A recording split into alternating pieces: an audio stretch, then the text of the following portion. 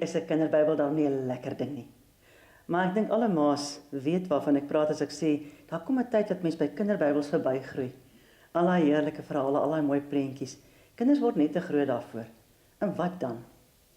Ek sit op my skoot met 3 kosbare boeke. Dit is 'n gids vir kinders Ek wil God ken reeks. Begin met God, ontmoeting met God en die derde een, leef met God. En by my 2 dames, Sonja en Nelly. Nelly, jy het die voorreg gehad om hierdie boekies te vertaal. Weet jy, ons as ouers, ons as mammas, het daai verstommende voorreg om God, om Jesus aan ons kinders voor te stel. En hoe doen 'n mens dit op die regte manier? En dis hoekom ons toe hierdie boekies, hulle is al in 14 tale vertaal en is topverkopers oor die hele wêreld. So, daar's baie kinders wat hier uitleef. Wêreldwyd. En toe ons het nou die voorreg gekry om dit in Afrikaans te vertaal, toe gryp ons daai aan. Wat het dit vir jou beteken om hierdie boekies te vertaal? Dit was vir my voorreg, dit was wonderlik. Ek moet sê, ek het net so baie geleer hieruit, want dit sê die waarhede so mooi, soos 'n kind dit kan verstaan.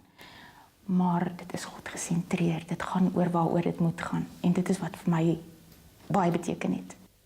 Sonja, jy is 'n ouma met klein kinders. Geniet jy die boeke en hoekom? Wat my so opgewonde maak oor hierdie boeke is die feit van wat Nelly nou ook genoem het, die godgesentreerdheid daarvan.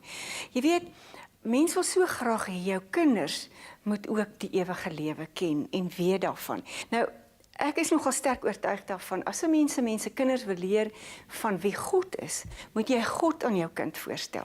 Jy moet hom nie allerhande sedelessies leer nie. Want sedelessies in 'n hoë morele standaarde of 'n goeie gedrag wat sosiaal aanvaarbaar is, red nie jou kind nie. Dis God wat die kind red. So hy moet weet wie God is, alhoewel sosiaal aanvaarbare gedrag nie onbelangrik is nie. Maar dit spruit voort vanuit jou kennis van wie God is. En ek het net gevind in hierdie boeke kry 'n mens hierdie basiese waarhede maklik, eenvoudig, sonder groot borduurwerke word dit oorgedra en dis so 'n bietjie nie sommer maar net gewone die Bybelstories nie. Maar jy het nou nog boekies hier saamgebring. En die eerste wat ek nou wil kyk is Helde van die Bybel, 2 kosbare klein boekies. Het jy nou al na die musiek geluister van die name Besaliel en Oholiab? Dit lyk vir my, julle het in hierdie 2 boekies 'n hele klomp helde saamgevat, wat 'n mens nog nooit van gehoor het nie. Nelia, wat gebeur in die 2 boekies? Dis nou juist die ding, want mens kry baie keer die gewone helde wat in die Bybel voorkom, soos Dawid en Goliat en al die goed, die mense. En ons het toe weer eens gaan soek na ander boekies. Nelly en ek het 'n vermoede, 'n held is tog iemand na wie mens opkyk omdat hy iets bereik het. Dit is seker ook dan hier ingewerk, dat hier elkeen sy eie soortige verhaal het, wat van 'n getuienis het, waarna mens kan opkyk en wat jy graag jou eie wil maak. Presies so, want onder aan elkeen se verhaal, is daar dan nou ook 'n lewenswaarheid, met 'n teksvers.